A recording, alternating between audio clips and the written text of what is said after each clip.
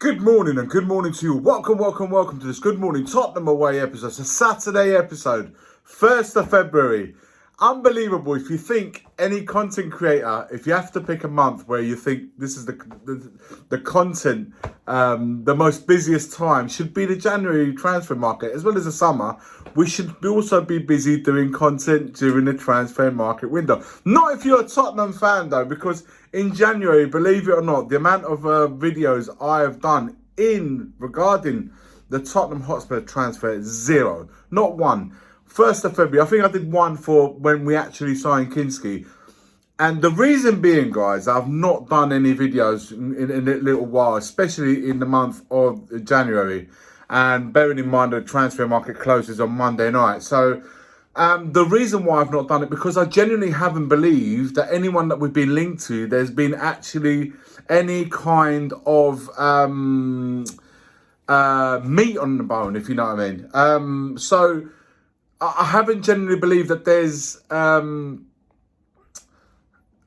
realness about it, as in this is actually going to get done. I didn't feel it with Tell from Bayern Munich. And look, if it happens, of course I will announce it. But I want to see the signature, signed, sealed and delivered. Only then I will do one. But I've not felt it. I've not felt Tell coming over. And I know why they're trying to give him to us, because they generally, obviously they still have money to pay over from the Kane deal. So why not trying to bump him off for 50 million, give him to us, and that way kind of sorts that out a little bit. But for me, I'm not surprised that, according to reports that have been practically everywhere online, he rejected us. He certainly doesn't want to come on a permanent move. If I think a loan deal at best will be the only way we could possibly get him over the line. But again, I don't see that happening, guys. So then we move on to the next one. Fikayo Tomori, AC Milan defender. I know Tomori pretty well, as you guys well know. I follow AC Milan. That's my Italian team. For me, Fik Tomori, last sort of year and a half, he hasn't played his best football, but the Milan hierarchy has been all over the place. They've changed ownership and there's been a lot of internal issues. So as a result of that, it may have affected him personally on the pitch. The team haven't done too well.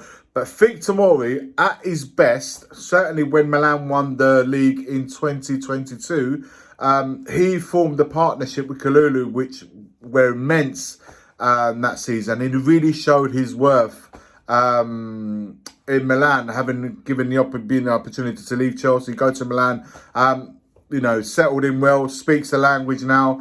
And he really struggled a little bit at the beginning when he went to Serie A, but that's normal.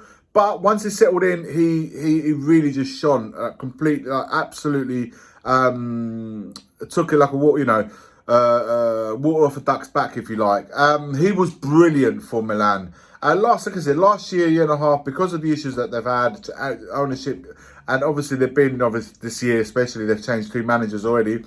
Milan won a Super Cup not long ago, so he did add another trophy to his collection. But in terms of the qualities of Tomori, what I've liked about him is he's very quick on a recovery. So he's not Van de Ven speed recovery, but he is quick as well.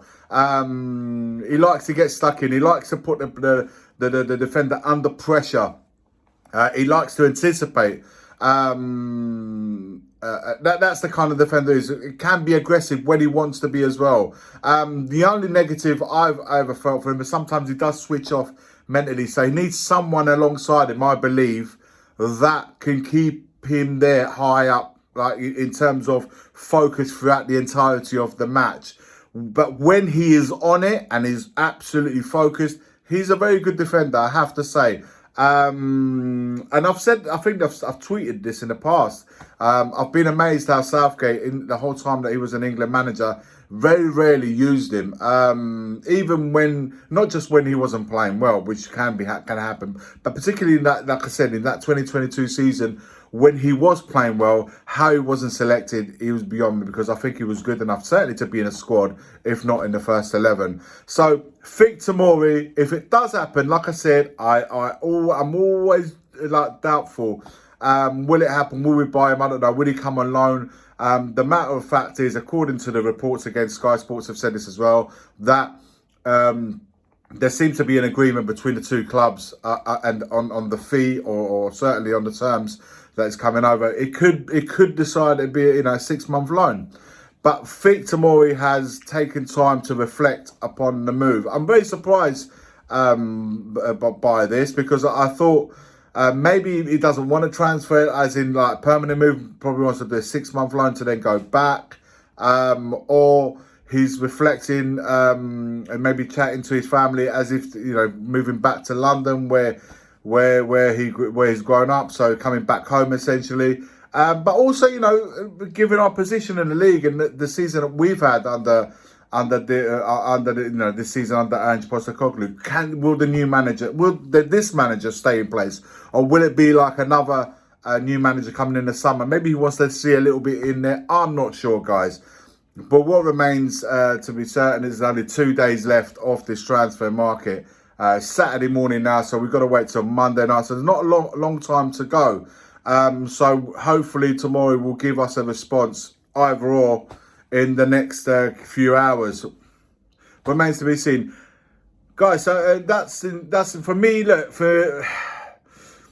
I think we need another forward in my centre forward. Lancashire's now moved on loan to West Brom. So for me, another centre forward, even on loan, guys, would be a massive scoop for us, and maybe something else in terms of in defence at left back particularly.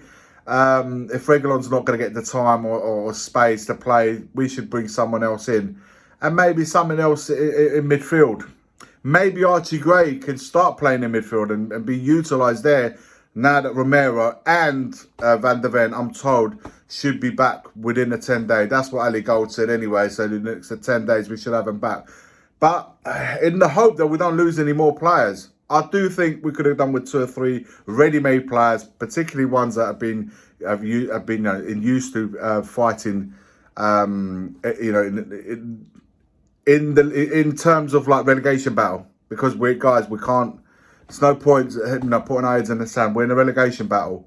We're certainly down below. Someone who's got experience in that field, even on loan, like I said, for the next 6 months, get him in and give us a hand. Experience in know-how, and someone who can fight.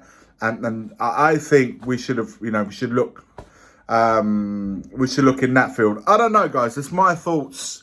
Let me know if you agree with them or if you don't agree with them, respectfully, in the comments, guys. Let us know what you think, and what you think of Tomori. What do you think of the Tell rejection? Who else are we linked with that you feel that would come to Tottenham? That's the error. It's not just about who we linked with. Who is actually going to come to Tottenham to help us out, to help this current Tottenham team out in the position that we're in? In the Cups, we're doing well, but in the league, I still feel we need something, particularly from the fighting point of view. Somebody who's going to really roll their sleeves up and help this team to get out of this mess that we're in the Premier League. Let me know your thoughts in the comments below. Like, comment and subscribe. As always, forever always, come on you Spurs.